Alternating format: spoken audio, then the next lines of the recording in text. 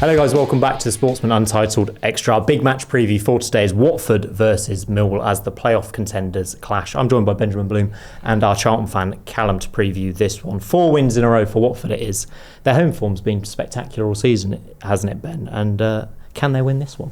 Great matchup. I'm not sure we had it down on our bingo card as 2 potential playoff teams at the start of the season. But hey, maybe fans of both would argue that Millwall are always kind of teasing us around the edges of the playoffs without getting in, and Watford, as I'm sure we're about to come on to, have some real quality smattered around 3 or 4 players in that side, and yeah, both hot hands at the moment.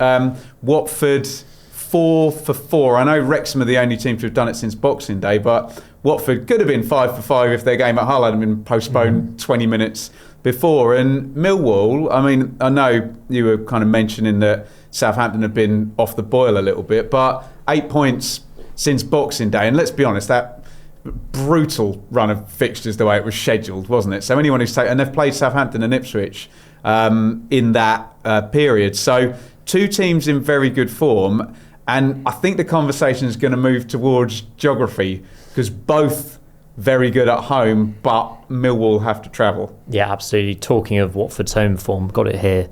13 games at home this season, 28 points picked up, 8 wins, 4 draws, 1 defeat. The same record as Ipswich have at home. Coventry a point better off. So unbelievable at Vicarage Road, and Javi Gracia's really got them playing. Yeah, I mean, obviously we opened the season at home to Watford, and I remember chatting to their fans, and it was quite an interesting conversation, because to me I went, if Watford finished 3rd, it wouldn't shock me. If Watford finished 16th, it wouldn't shock me. Yeah. It's just the way with that particular football club, and he was telling me, the Watford fan, saying, look, we're going to be good this year. If we're not in the playoffs, it's a horrible season. And actually, I think he's probably about right.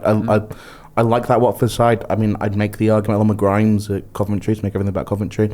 I think Losers maybe the best midfielder in the Championship. I think it's and maybe Hayden Hackney if you want to chuck him in there. Kind of got those 3 all sort of neck and neck for best midfielder in the Championship. They've got obviously the winger, the Australian winger Irakunda. There we go. Yeah, but these are great players that Watford have. They have a decent keeper. They've got decent centre backs that they've sort of picked up, and obviously they've signed. Is it Bove, the Italian from Roma? Is he about to sign? Who had the cardiac arrest and is now going to play for Watford. So I look at Watford and I've been really, really impressed. I know they sort of start on the Pellegrino pretty up and down. But I think bringing Gracia back was a fantastic bit of decision making from a club that maybe doesn't always make those manager decisions in the best way. But I think that it's a good side, and Vicarage Road is a really hard place to go to. If you throw a lot of you-know-what at the wall, sometimes some of it will stick. It is like that for Watford, yeah. I will say on Petzolano, though, he got sacked, and we know he had issues with behind the scenes, but the points on the board, you mentioned, I think he got sacked after a 7-game week or something, Ben, so the points were still kind of racking up. You're defending the Pozzos here, aren't you? Yeah. Of course, I'm on their payroll, don't you know. But Gracia's managed to take this team to the next level, and they're playing great football. They're really good at home. We mentioned 3-0 against Birmingham, I think, their last league game. Does it matter that both of these teams were hammered 5-1 in the FA Cup in that last fixture, or do we just put that to one side and get back to the Championship? Not that either manager would say it publicly, but if it was a case of that it's a run out, get some minutes in your legs, then that describes a kind of friendly approach to it. And then we're focused on the big finish to the season. But we've been talking about these Watford stars. I don't know, does anyone with lots of money come? You haven't mentioned Marma as well, the young Moroccan winger. I don't know if anyone's going to come with a big bid, a struggling Premier League club for Loser or Marma. I don't know whether that could happen, but let's not make the conversation all Watford, because I've just noted down last 3 times here at the Vic, Millwall 2-1 win, a 2-2 draw, and a Millwall 2-0 win. Millwall have a good record at Vicarage Road. And Alex Neil, very experienced manager. We're probably not too surprised to see them in the playoff mix, as Ben alluded to before. They always seem to be just outside it, but looking really, really strong this season under Neil. Yeah, they are. I think that You're not allowed to be positive about Millwall. Sorry, I've really put you under the spotlight here. Charlton fan, he's not allowed to say anything positive about Millwall, and he's going to get himself in trouble. No, I have. I do, and I think a lot of Charlton fans do. I think there is a grudging respect actually for how Millwall have done things, considering some of the budgets they've had over the years. I think that when you look at Millwall's back line especially, they've just got really, really big lads. They've just gone for size. Like, they're sort of doing what Leeds are doing in the Premier League at the moment, just go everybody who's 6'4" and above. And Caleb Taylor, by the way, what a signing he's fantastic. out to be, and the fact they were able to pick him up as well, I just think he's absolutely fantastic. West Brom. I think there's a few West Brom fans are looking at that and thinking... he would probably go straight into their defence right now, wouldn't he? So look at Doughty's assist numbers, despite the fact he was injured, right? He's got a huge number of assists, right? And obviously Charlton connection. But I think that it's a good Millwall side. I think that they probably do need a keeper. I think Crocombe's okay, but I think they do probably need a proper number one, especially a backup after Bender played in the FA Cup game on the weekend, and I think Millwall fans can tell you how that went. But I think that these are two sides that probably fall in that same sort of category of being really good first 11s, maybe really good. Maybe these guys are more like good 14 players, but the depth again. It's for Watford. If you lose one of those stars, if you lose Loser in the middle of midfield, where'd you go there? I don't think Watford have to sell. I think that's the one thing about being owned by who they're owned by. So I don't know if a big bid would tempt them. I would be very surprised if in the summer, if they don't get promoted here in Kunda, especially, or Kunda doesn't get some interest, and very surprised the Loser doesn't get some interest as well. In fact, I think Loser did have interest in the summer and they turned it away.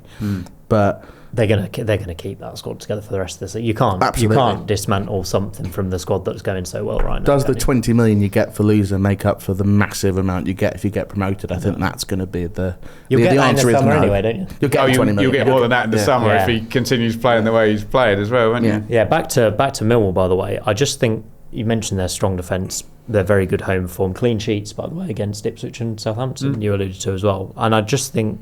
I was talking about Ivanovic as a top goal scorer, and so was Statman Dave in the pre-season show.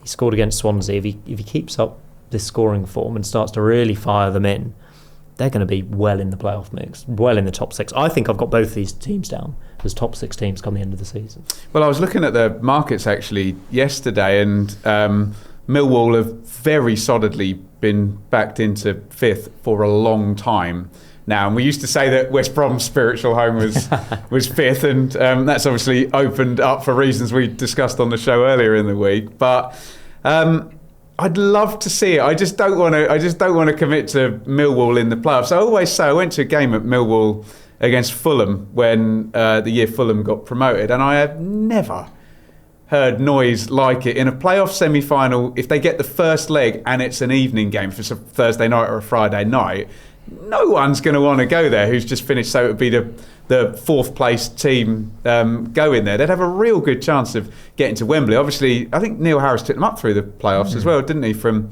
League One. But, Simon, are the intangibles pointing us towards a team that's very good at home and just might need to do a little bit more on the road? I know the Millwall fans will comment and say, should have beaten Southampton. Bazunu makes a big save at the end there, and they have picked up some really good results. But what does Millwall getting in the playoffs look like? The home form's it's hard for it to maintain because it's so good, but it's got to stay somewhere similar. You'd like some more goals from Ivanovic. Aziz has been excellent, but I agree with you. You don't want... Okay, Loser's the one at Watford, but you feel like there's a bit more options there. You don't want to lose 2 or 3 from injuries. Although, again, cue the comments, Millwall fans will say they've had a horrific time with injuries already, and they're still up there tracking for 5th place. So I think we're coming around to fair play Alex Neil for a job very well done in a season that you did rightly point out is an open door season. But walk through that door, man. I think that's what it is, isn't it? We were talking about how good these teams have to be to make it into the top 6. If you're winning most of your home games, they're already there, and Watford are, they can absolutely keep that up and finish in the top 6. Millwall, by the way, 14 home games, 8 wins, 2 draws, 4 losses. That's 26 points in comparison to Watford's 28. So, but I think they had a bad start. I think if you shrink that over 10 games, they're right up there. Yes, and their away form is ranked 10th in the league. Watford's away form 16th in the league. So it's, chalk and cheese for these two teams. I think we should come to some score predictions, guys. Callum, do you want to kick us off for this one? I'm a Charlton fan, so I'm going to have to go with the 2-0 home win. Okay.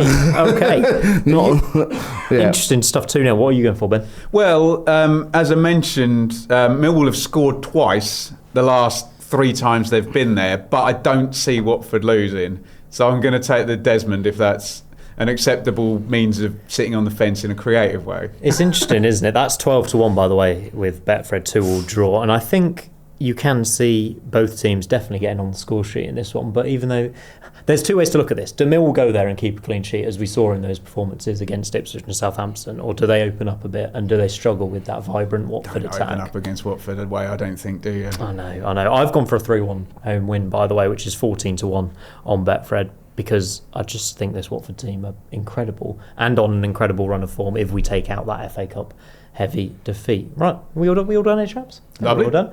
Lovely stuff. Thank you very much for joining us. That's the Sportsman Extra Watford versus Millwall preview. We'll be back on Monday with Ben and Ollie Mann to review the weekend's action. Get in the comments down below. Please like and subscribe to tell me what you think the score is going to be for this massive game, and we'll see you on Monday.